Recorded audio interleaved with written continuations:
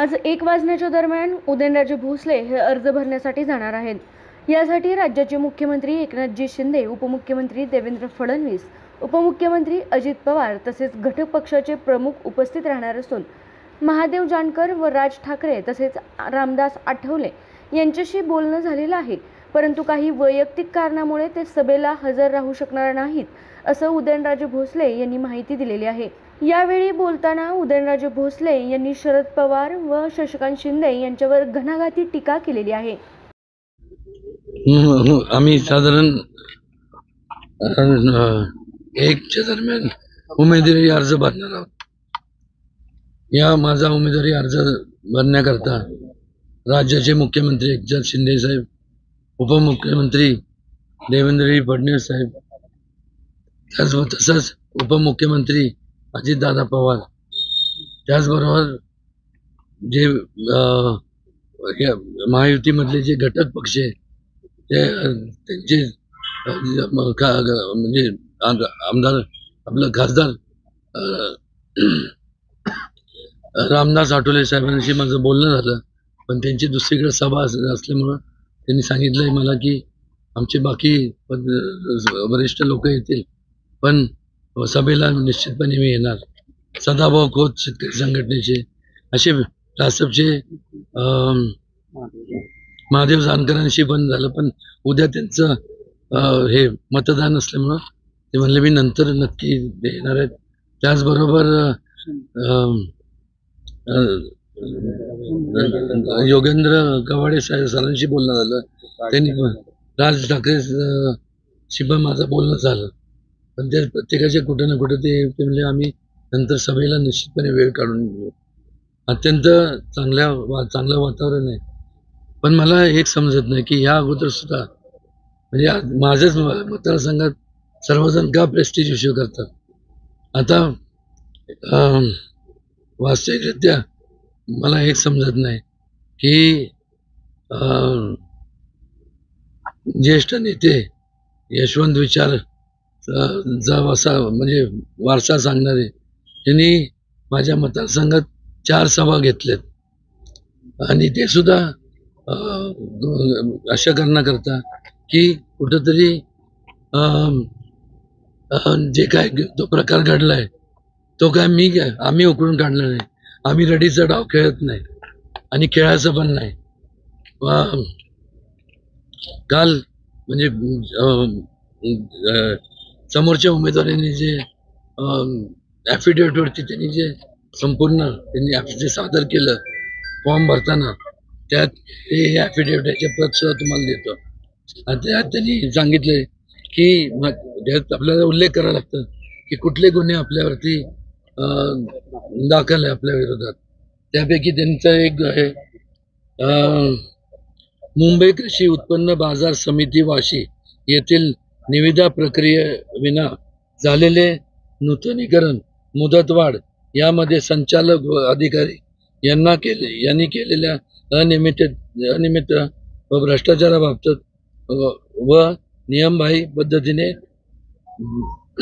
प्रसाधन गृह भाडे तत्वावर दिले। आज मला सांगा की ज्यावेळेस आपण एखादा गुन्हा दाखल होतो त्यावेळेस जर त्याला बेस नसेल, प्रायमा फेसी एव्हिडन्स नसेल, तर तो गुन्हा दाखल करून घ्यायला कोणी म्हणजे पोलीस प्रशासन काही मूर्ख नाही आहे। आणि त्याचबरोबर हायकोर्टचं जे जातात मागं जे आता माझे मित्र आमदार महेश शिंदेनी जे आणि त्याचबरोबर माझे मित्र नरेंद्र पाटील या दोघांनी त्याचा उल्लेख त्यांच्या प्रेस कॉन्फरन्समध्ये केला। आता हे सगळं आणि त्यात हायकोर्टनी हे गेले हायकोर्टात की आम्हाला आता संपूर्ण मतदारसंघात फिरायचंय आणि मतदारसंघात फिरत असताना लोकांशी संवाद साधावा लागतो, त्याकरता आम्हाला जामीन देण्यात यावा किंवा ही कारवाई जोपर्यंत निवडणुकीचा निकाल लागत नाही तोपर्यंत थांबवण्यात यावी। वास्तविक हे आजची नाही आहे, हा घोटाळा झाला जो काही झाला तो मागं झाला. अहो आम्ही तर संपूर्ण जे काय करतो तो लोकसेवेचा वसा घेऊन संपूर्ण लोकांसाठी काम करतो. पण यांनी ज्या लोकांनी यांना त्या पदावर नेलं त्याच संपूर्ण माथाडी कामगारांचा विषय सुद्धा त्यांनी म्हणजे त्यांनी घोटाळा केला. आणि त्यामुळं फार मी बोलणार नाही. मी कोणाला विरोधक समजत नाही. पण जे सत्य परिस्थिती आहे की लोकांसमोर आली पाहिजे त्या आणण्याचं काम मी करतोय. एवढंच या प्रसंगी. तर तेवढंच या प्रसंगी मला सांगावंसं वाटतं. आणि स्वतः ते म्हणाले की ह्याच्यात काय जर तथ्य नसेल तर मी माघार घेतो. आता शेवटी शब्द पाळायचा का ना पाळायचा त्याचा हे वैयक्तिक विषय. आणि त्याकरता एवढं आता घोटाळे हे सगळं कागदपत्री ब्लॅक अँड व्हाईटमध्ये संपूर्ण आहेत. आणि त्याकरता ज्येष्ठ नेते यशवंत विचार जे त्यांनी जे सांगतात ते याकरता माझ्या मतदारसंघात 4 सभा घेतात. हे कुठले यशवंत विचार मला सांगा ना. म्हणजे घोटाळा झाला ते दडवण्याकरता आपण या ठिकाणी जर येऊन ते कव्हर अप करणार असेल. या अगोदर सुद्धा जनतेच्या साठी झटणारे जे लोक आहेत मागच बऱ्याच वर्षापूर्वीची गोष्ट आहे. त्यावेळेस मी इकडे राजकारणात पण नव्हतं पण लोक सांगतात की जावळीत सुद्धा अशीच एक पोटनिवडणूक लागली होती. त्यावेळेस सुद्धा मला वाटतं 20 पेक्षा जास्त सभा 20च्या आसपास काहीतरी सभा जावळीच्या आमदारकीच्या मतदारसंघात पोटनिवडणुकीच्या काळात यशवंत विचार सांगण्याकरता सभा घेतल्या गेल्या. पण मात्र जे खरं आहे ते दडून राहत नाही.